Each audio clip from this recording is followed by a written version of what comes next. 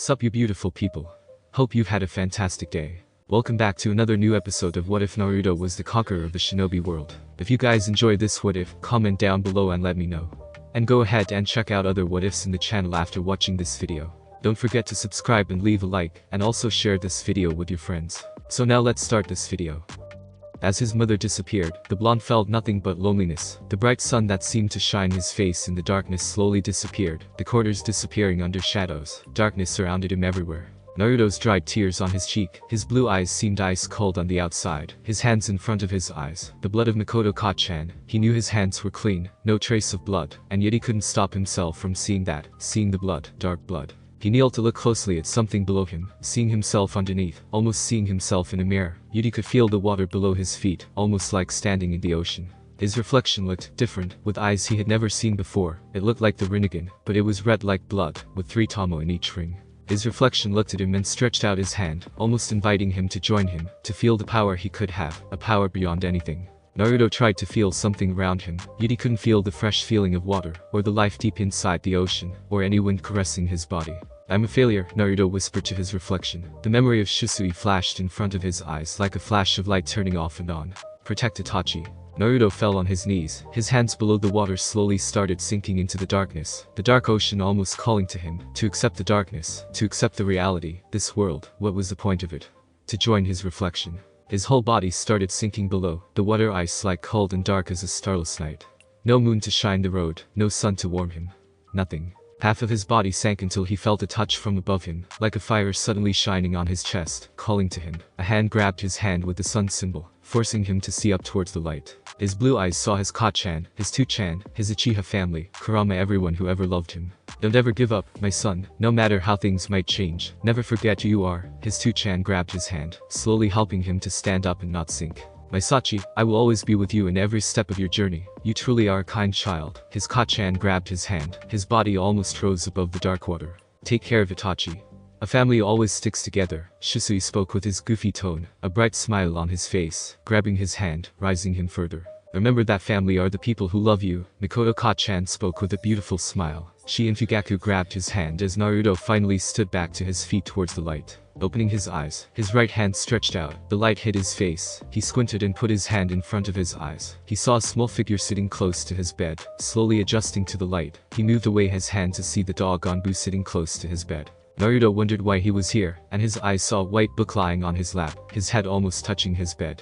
Naruto understood he had fallen asleep while reading. He tried to move his left hand when he suddenly felt a sharp strike his entire body, like a sudden surge of lightning. Don't move yet, Naruto, you and 3 tails, your body is tired, you should rest. Kurama suddenly spoke to him, smiling that Naruto didn't feel different to him, he felt the same Naruto. Naruto found himself smiling, a true one, his eyes almost watering. He had completely forgotten that he still had Kurama, he would never abandon me.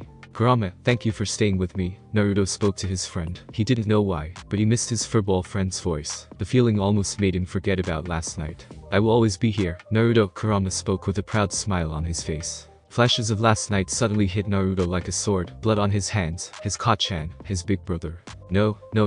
Naruto grabbed his head tightly, desperately trying to stop this. He didn't want to think about last night, not now. A whimper escaped his mouth. Naruto heard a gasp, opening his eyes again. He saw the Anbu was awake and looked at him. Naruto, of course, couldn't see his face behind his Anbu mask, but he could feel the positive emotions flowing through him like a river. Naruto was confused why this Anbu cared about him. It is not that the Anbu hated him, but they mostly were neutral when it came to the blonde Jinchuriki. But this one always felt sadness or happiness or a mix of both whenever he saw Naruto. Kakashi seemed to have noticed that he was actually staring awkwardly at the blonde. Naruto shot him a confused look. He straightened himself up, clearing his throat before addressing Naruto with a neutral tone, void of emotions. It's good to see you're awake, Naruto. You gave us all a good scare last night, Kakashi spoke. Thinking if Naruto actually remembered accessing 3 tails, the Hokage told him that Naruto was still too young to know about the Kyuubi. Therefore, if he indeed remembered it, Kakashi would either need to come up with a believable lie, or Inoichi would intervene to make him forget that part of the night. How are you feeling? Kakashi finally asked, his tone warmer. He put his hand on the edge of his bed. Naruto eyed him up and down, almost as if trying to see if he was trustworthy. Naruto looked the other way when he was asked the question. Kakashi saw his eyes looking outside the window near him, almost as if he was trying to remember if he was alright or not. The Anbu couldn't help but wonder what the blonde was thinking. He knew what it was like losing family. His Kachan died giving birth to him, and his father. Kakashi shook his head, and this wasn't the time to think of the past. He needed to think of the future in Naruto. He needed to be there for him like Minato-sensei, Obito, Rin, and Kushina had been for him. Kakashi wondered what Naruto was thinking about when Naruto turned to look at him again with sad eyes, his eyes almost crying. Is the Uchiha clan gone? Naruto asked, stuttering, almost afraid to ask the question. Kakashi wanted to confront the little kid, but he still needed to ask if he remembered the whole Kyuubi thing from last night. Kakashi still thought that it was simply a miracle that Naruto hadn't blindly attacked them. Despite having 3 taels worth of chakra, somehow he still held a bit of control, enough for the Hokage to knock him unconscious. I'm sorry, Naruto, but Uchiha Itachi killed the whole clan, Kakashi spoke, trying to sound strong for him. He hoped Naruto wouldn't focus his entire life on getting revenge. That road would never end well. Much to his surprise, Naruto didn't have much of a reaction from the outside. He grabbed his sheets tightly, almost tearing them apart. For a moment, Kakashi thought Naruto might access the Kyuubi's chakra again, but suddenly Naruto relaxed. His grip somehow relaxed. Instead, he just turned around to look at the window again. Silence took over the room, almost unbearable to Kakashi, who was about to ask what he remembered from last night, when Naruto suddenly turned his head at him. His blue eyes almost made him exhale. His similarity to his father was almost frightening. Can I go to their funeral? Naruto asked with a low tone, almost whispering. Anyone else wouldn't hear him, but Kakashi did hear him. Walking over to him, he put a confronting hand on his shoulder, giving him his famous eye smile. Of course, Naruto, the funeral will be tomorrow. I will come to get you, Kakashi said. Naruto smiled at him, as big of a smile he could muster right now. Naruto, what is the last thing you remembered last night? Kakashi asked with the same kind tone, hoping to ease any bit of tension they might have between them. Naruto didn't look surprised by his question. Naruto tried to answer and started rubbing his head, almost trying to remember something. I don't remember much. I remember seeing Mikoto-chan lying, dead on the floor. Naruto spoke with a hushed tone before turning to look up at Kakashi. That's the last thing I remember, he finished. Kakashi could see no lies, and was glad that Inoichi wasn't needed to intervene. He released a sigh of relief he hadn't known he was holding. Very well, rest here. If you need anything, I will be around, Kakashi spoke before vanishing. Naruto. Seeing the Anbu leave, he glanced at the window outside again. Seeing the blue sky somehow eased the pain on his chest, before he heard his friend again. Naruto, what is your plan? Kurama asked, seeing the Anbu had left. I plan to unite the elemental nations, whenever they like it or not, Naruto told his friend mentally. How do you plan to do that, or will you just force them into your will? Kurama asked, but Naruto shook his head, much to his relief. No, Kurama, I wouldn't just go out there and tell them that I'm in charge now the moment I'm strong enough. What I will do is that they will want me to be the ruler. They will see me as the best option possible. I will fox this world, create a better one than the one I was born into. But to do that, I need to get stronger and learn politics. I need to be smart, Naruto spoke mentally. He knew he was already strong enough to be a chunin, but that wasn't his goal. He knew he could finish academy the moment the academy was open again, but he needed to get stronger without the bother of needing to complete missions, for now. Naruto kept talking with Kurama before he fell asleep again. He dreamed of his family at night, smiling at him. Tomorrow. The following day, Naruto stood along with what looked like the whole village of the Hidden Leaf, a new area that had been used to bury every Uchiha that died in the massacre of the Uchiha clan, as people had started calling it. Gray clouds had filled the sky. No sunlight pierced the clouds, darkness had fallen over the Hidden Leaf. Naruto was wearing dark clothes. He didn't have them, but the Hokage had bought them for him, knowing Naruto wanted to attend the funeral. Holding flowers in his hand, Naruto thought back when he bought them.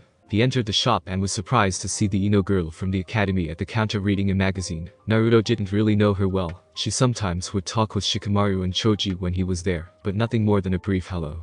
Ino glanced up briefly when she heard the bell ring before going back to her magazine before glancing back up when she recognized Naruto. Hey, what are you doing here?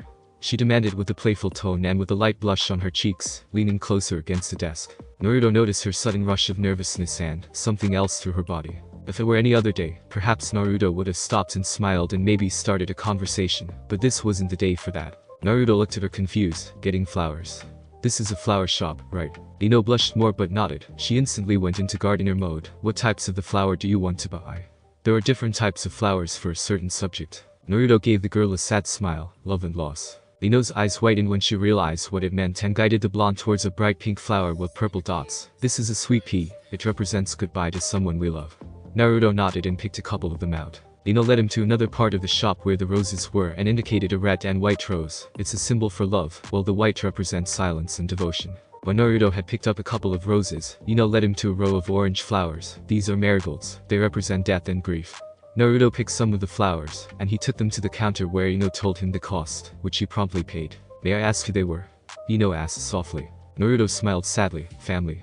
He then left the store with his mind busy in thoughts. Naruto escaped his thoughts when people started putting the flowers in the graveyard. Naruto walked forward but couldn't help but feel the malice directed at him. Almost every civilian was glaring at him.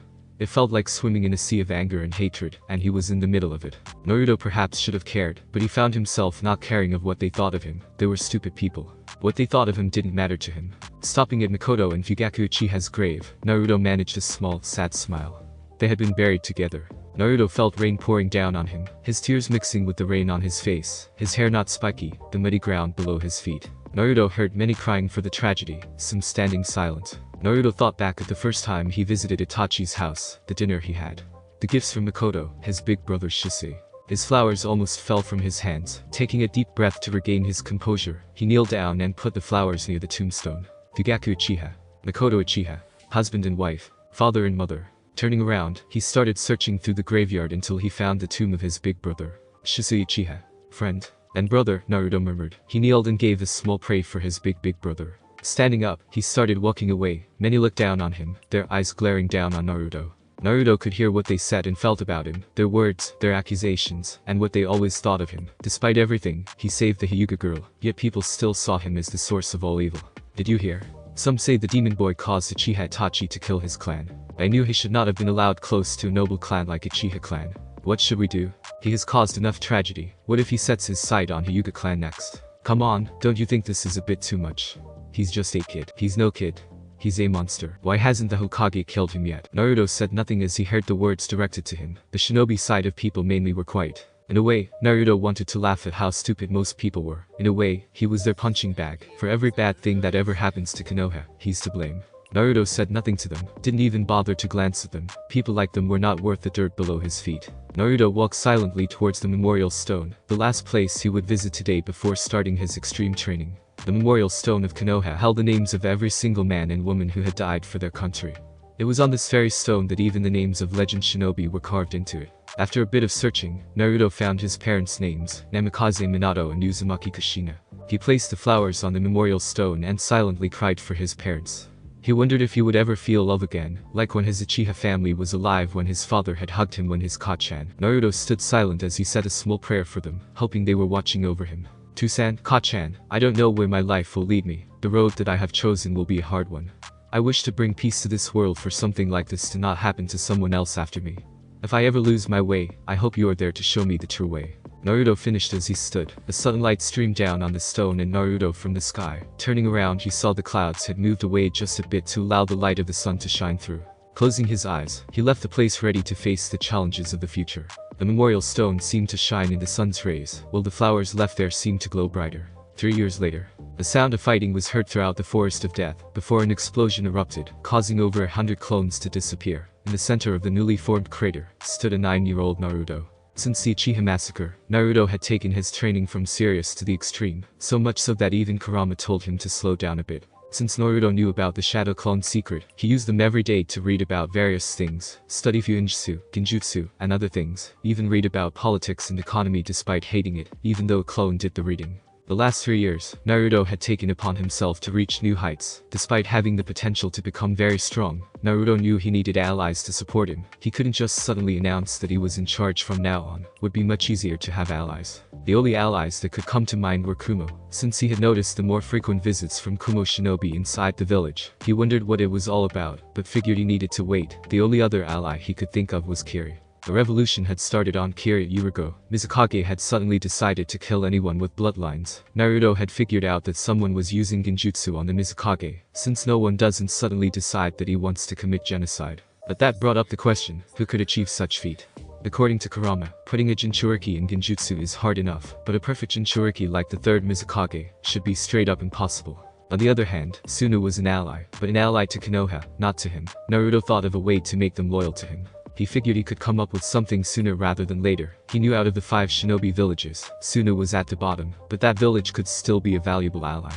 One of the best ways to have an alliance was through marriage, like how Hashirama Senju married Mito Uzumaki. Naruto decided to think of marriage at a later age. He was still only 9 years old, and according to Iruka sensei, they needed to enjoy their childhood before becoming genin. When it came to his Mingekyo Sharingan, he was very secretive whenever he used it. All he could do so far was Susanoo and the strange jutsu against Itachi 3 years ago. His Susanoo was quite different from a normal one. According to Madara, he stated that everyone had different Susanoo. It mostly depends on what kind of emotions is primarily to someone. An Uchiha driven by hatred would have a darker Susanoo, purple, ash color, and even pitch black. Naruto's Susanoo, on the other hand, was gold except on his chest, with the 3 tomos of the Sharingan in red color. So far he could only use the humanoid Susanoo. It had been 3 years now. Naruto still visited the graves once a month, leaving fresh flowers and making sure that no one would dare to damage the graveyard. He had seen Sasuke once. When the Uchiha had seen Naruto, his glare had intensified so much that Naruto had wondered if Sasuke wanted to attack him. Thankfully the survivor of the Uchiha clan had left, and from that day, Naruto had not seen him again in the graveyard. Later, the sound of a kunai whistling through the air toward him woke him several hours after he fell asleep. "Gaki, aren't you too young to be here? I admire your bravery, but it's forbidden for any shinobi lower than a chunin to be in this training ground," said a feminine voice. She jumped on the branch where the boy was and found to her surprise, he had vanished. "I believe that was unnecessary. Isn't attacking a fellow Konoha member and loyal to Konoha a crime?" asked Naruto, appearing in Anko's face, hanging upside down from a branch above his resting place. "I had a good dream too." "Alright, stop with the jokes. Who are you?" asked Anko. "Isn't it impolite to ask for someone's name before telling them your own?" he replied back. "The name's Anko Mitarashi. So what's your name?" asked Anko in a sarcastic tone. "Naruto Uzumaki, a fellow Konoha member and future shinobi." Anko gasped at the name. Everyone knew about him, the one who contained the demon fox. "Never heard of you, now what are you doing?" said Anko. "I wanted to take a nap and brush up on some training." "That's amusing. Fall asleep before you could start." "No, it was my training. To learn to distinguish enemies and the sounds they might make in an environment where the visibility is limited. The fact that I fell asleep just makes it more challenging." "Interesting, how about a spar? Here on the ground?" Naruto's answer came in the form of a kunai launched in the direction of his face. Naruto expertly dodged a kunai and summoned a few clones. "Kage Bunshin without hand seals. That requires the mastery of the jutsu," thought a bewildered Anko. Naruto unsealed some seal paper he had on him, and quickly made an immobilization seal, as his clones distracted Anko. "Hey boss, can you hurry up? This crazy woman tried to get her snakes to eat us," shouted a clone as he dodged a snake that Anko sent towards him. "Finished. Seal," shouted Naruto as he switched with the nearest clone, and applied the seal on her with a single fluid motion. Anko was having fun dispelling the clones. They were challenging to hit, but that made it more enjoyable. She was about to impale a clone where the sun didn't shine when she found herself unable to move. The clone that was about to be impaled glared at her before dispelling with his fellow clones. "I win, Anko," he whispered into her ear. "I was surprised you could keep up with my clones." Anko shook with rage as Naruto sat down in front of her and unsealed a box full of dango. "Yummy. This stuff is good. I should eat it more often," said Naruto as he gauged Anko's reactions. He laughed before removing the kunai from her hand and unsealing her. She almost fell over, but Naruto quickly caught her and offered her some of her favorite treats. "So, what are you doing here, Anko?" Naruto suddenly asked as they were eating together. "This is a place I usually visit. Sometimes I train, sometimes I come here to self-reflect, you know." "Boring stuff," Anko responded as she ate the treat with delight. Anko greedily ate the dango given to her as Naruto asked about her. Naruto learned she was a special jonin, not a jonin yet. She worked in the T&I department for the Anbu. "That's quite a hard profession. Do you do anything else?" Naruto further asked, wanting to know if she would reveal more about herself. Anko pressed her lips tightly, almost wanting to say something, but in the end, she just shook her head. "Nothing comes in my mind, kid. You on the other hand, how is it possible that you're so strong at such a young age?" Anko asked curiously. She knew someone like him perhaps could train himself, but that wouldn't be enough to be this good. "Well, I train with Kakashi-sensei. Has been like this for 3 years now," Naruto explained, eating more of the sweet. Since the Uchiha massacre, Kakashi had taken upon himself to train Naruto whenever he could, sometimes giving a few tips here and there. Still, Kakashi could tell Naruto was holding back every time they fought, something he found both intriguing and strange. Anko suddenly burst out laughing, almost spitting out the piece of dango from her mouth. Naruto tilted his head to the side in confusion about her reaction, and he wondered what could get her to laugh so much. She kept laughing for a long minute before she stopped, tears in her eyes, and saw that Naruto was looking at her as if she was crazy. "Wait, Kakashi trains you? That means you must be his secret student that he keeps talking about," she stated with a smirk that annoyed Naruto slightly before he raised an eyebrow. He definitely didn't know that Kakashi-sensei was talking around about Naruto. He wondered what he talked about. That explains it. He states that you will soon be strong enough to be a chunin, Anko added after stopping laughing like a madwoman. Naruto fought the urge to roll his eyes. If he wanted, he could have become a chunin a long time ago, but he needed people to think he wasn't that strong yet. Powerful people were always watched and not doubting he would have less freedom to train, if they knew even a bit about his true abilities. Well, Kakashi-sensei loves to brag sometimes. Naruto spoke before he ate all his sweets. Standing up, he decided to go somewhere else to train. You know, kid, if you want, I can train you if you want, Anko suggested seeing him looking away.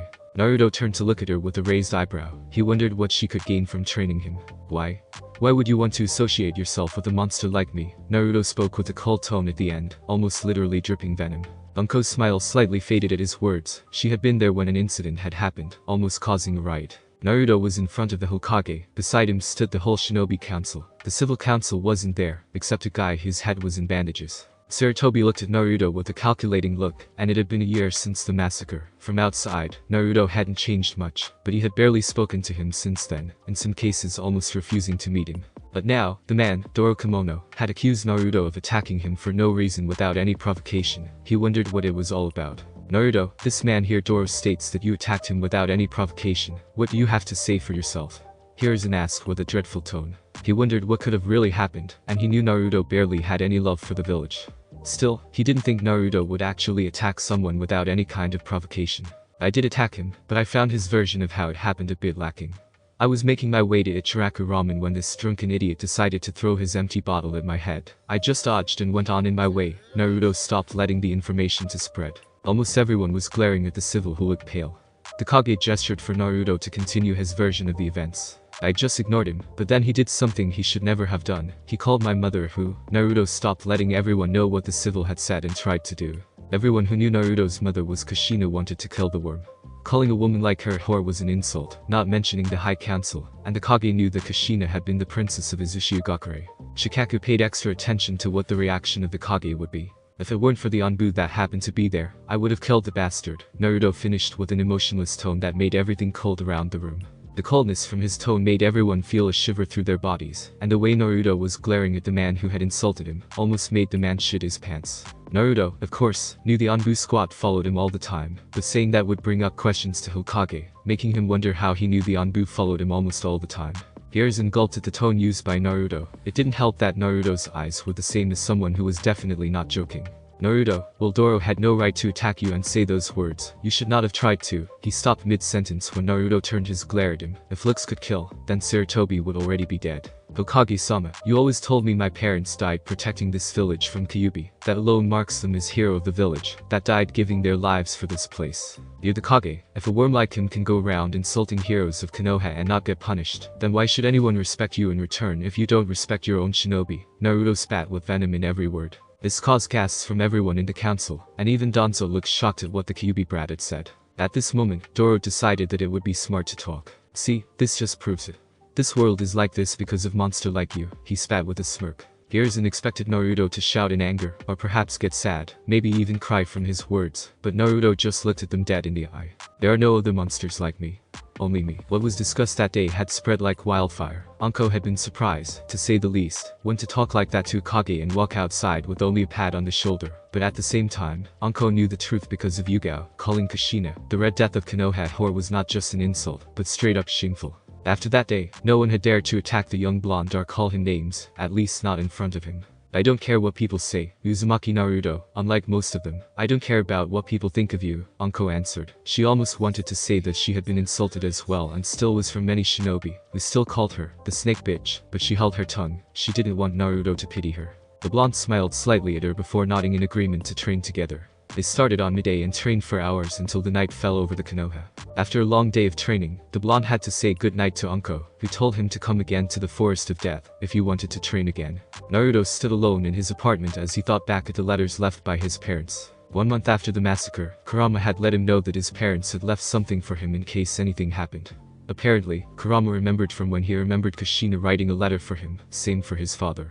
Naruto, of course, didn't know where the letters were, but Kurama remembered where Kushina, along with Minato, had hidden it. That had led Naruto to arrive in a house in a secure place of Konoha. Arriving there, he saw the symbol of Uzumaki clan standing in front of the gate. The gate had let him inside after cutting his finger a bit and spreading his blood on the seal. The seal had accepted him. Looking inside, the house looked clean much to his surprise. He had thought the walls would be broken, the paint of the walls falling off, and spider webs everywhere, but to his surprise, the house looked as clean as a house could get.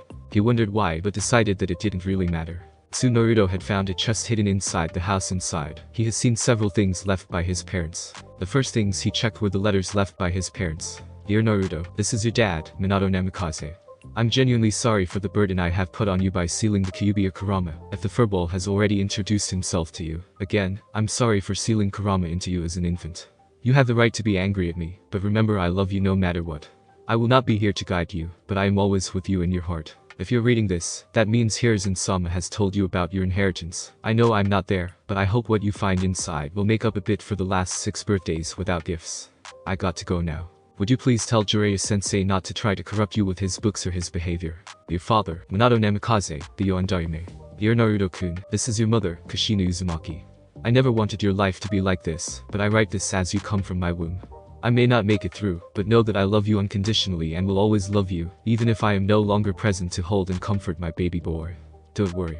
I will hit your father a few times for giving you this burden without giving you a choice. Inside you should find my katana sword, that belonged to my father before me, all the way to Prince Arthur Uzumaki. The name of my blade is Mizuhi is traditionally in the Uzumaki clan, that the new owner should give a new name to the blade of his family. I know you will come up with a strong name. Your mother, Kushina Uzumaki, Princess of Izushiyagakure. Naruto had sobbed for the parents he would never live with. Kurama had confronted him and told him he would be there for him. After a few minutes, Naruto checked inside the box. Inside the box, he had found several scrolls, one of them describing how to use Rasengan and several other jutsu. One of them was also Hirshin, the teleportation jutsu that made his father famous, and had the nickname the Yellow Flash. Jutsu left by his mother mainly were about Kenjutsu, different stances, and 2 powerful Uzumaki jutsu. The Uzumaki style. Fire of Life. The Uzumaki style. Chains of Chakra. Honor. Naruto had sealed the scrolls in a secret place. Inside the box, he found a katana. The pommel held a red ruby. The hilt had strange markings he couldn't understand. The scabbard was made of gold. The shape had the Uzumaki symbol, in red color. The locket had the word honor written on it. The blade itself was made of special steel used only in a few weapons around the world. The steel was called a Rikin. My name for you will be Dekusachir. Right now, Naruto was lying on his bed on his back, facing the moon through his open window. Naruto couldn't help but feel something whenever he faced the full moon, something calling to him. Closing his eyes, Naruto dreamed of his parents and the Uchiha family. They were together and happy. Tomorrow. It was a sunny day as Naruto and his classmates were training in the yard of the academy, under the watchful eye of their sensei, Yumi no Ruka. While the rest of the children were running laps, performing katas, or endlessly repeating jumping jacks, Naruto was deep in focus. He was feeling for his chakra, the warmth storming through his veins, trying to wrestle it under his control. Slowly, oh so terribly slowly, the by now familiar shroud was starting to form around Naruto's body, its swirling motions in homage to the boys' clan. As the blue glow started to grow brighter, it began to draw the attention of his classmates and his sensei. The other children stopped their exercises, gaping at the amount of chakra the blonde was calling upon. Iruka started to approach his student hurriedly, fearing for what might happen to the boy, should the swirling chakra prove to be beyond Uzumaki's control. Again. Before he reached him, however, Naruto gained a confident smirk, opened his blue eyes, and lifted his right arm parallel to his shoulder. Briefly, Iruka wondered what Naruto was up to when his question was answered by the sudden increase of the chakra surrounding the boy's arm. With a single swing hitting the ground, the whole academy shook like from an earthquake. Within moments, however, the sky was replaced by the furious face of Yumi no Ruka, bearing down upon him in righteous fury. Hey there, sensei. Naruto hesitantly ventured. Naruto could tell he had made his sensei angrier than usual. The throbbing veins in the man's forehead were a big clue. Being pushed a little further into the ground slowly by the man's voice was also pretty enlightening. What, in the name of Kami's hairy ballsack, was that? Filing away the expletive for later, it was a pretty good one, especially since it came from the normally prudish Shiruka-sensei. Naruto went for his most innocent look. Judging by how his teacher's face started to become redder and redder, it wasn't working really well. I didn't mean to. I just thought that putting more chakra would make the fist stronger. It would let me punch harder. The Akamichi do it. Naruto yelled in desperation. Choji, who, like the rest of the class, had been able to hear every word of the conversation, quickly paled and hid his face in his ship's bag, not willing to face the wrath of his sensei. None really blamed him. Meanwhile, Iruka had been steadily reaching a boiling point. Do you have any idea just how dangerous it was? You almost destroyed the academy. Instead of showing understanding, sympathy, or even horror at his own actions, Naruto's face simply scrunched up in confusion. Really? For a moment, Iruka blew up his cheeks, his fingers twitching with murderous intent. He closed his eyes and started counting to 10. Then started counting backward. Then started reciting all the old cryptology codes that he had learned during his days as an academy student. Finally, he slowly released an enormous breath through pursed lips, slightly ruffling Naruto's hair in the process. Keeping his eyes closed, Iruka pinched the bridge of his nose, feeling the rough skin of the scar that ran horizontally across it under his fingertips. Never mind, let's go together. Iruka walked inside. Naruto smiled at Shikamaru, who high-fived him. Their plan succeeded. Walking inside, they started talking about Kiri and mostly about the Seven Swordsmen. Harem Naruto, one of the 7 swords of the mist, used by the 7 swordsmen. Unseen to him, Naruto's eyes lit up. The 7 swordsmen. Who were they? Were they strong? They sound strong. Iruka sighed, opening his eyes in order to offer a sharp rebuke, but was stopped when he saw that every eye of every student was fixed intently on him, curiosity clearly visible in all of them. Slowly, he started answering Naruto's question, warily keeping an eye on the alertness of his students, on the lookout for the telltale signs of boredom, now a trademark of every history lesson he had ever given. Yes, the 7 swordsmen were strong. Very strong, in fact. Their first installment can be considered to be on par with our own Sannin, in terms of fame and abilities. Following generations were not as powerful, but are still considered the elite forces of Kiri, much like the Kinkaku squad is to Kumo. Surreptitiously he checked all the other students, checking for any signs of inattention. He was shocked to his core. Not a single one of them wasn't paying attention, all of them listening intently to his story. Really? That sounds awesome. Were the Kinkaku squad really strong as well? Kinkaku, and yes, they were. Iruka distractedly replied to Naruto's question, his mind running faster than the speediest of courier ninja, which was very speedy indeed. I can't believe it. They're actually paying attention. I need to capitalize on this, but how? Iruka furiously thought to himself, glancing around the gathered students before his eyes landed on Naruto. They was still staring expectantly at him, obviously waiting for the rest of the story. As a plan started forming in his head, Iruka grinned at the gathered students. In fact, the Kinkaku squad was so strong, and they were instrumental in the Hokage being elected to be the Sandaime. Really? Iruka's grin widened as he leaned down so he could look his students in the eye. He nodded and whispered in his most conspiratorial voice, really? Want me to tell you how? It's a story filled with a lot of adventure and great danger. In unison, the entire class yelled out, "Hi sensei." Let's start the story then, Iruka smirked. Thanks for listening. I do hope you enjoyed. If you want the next part of this video, like, subscribe and comment down below, and turn on the bell notification. And also check out other videos that I have created and enjoy. See you in the next video. Peace.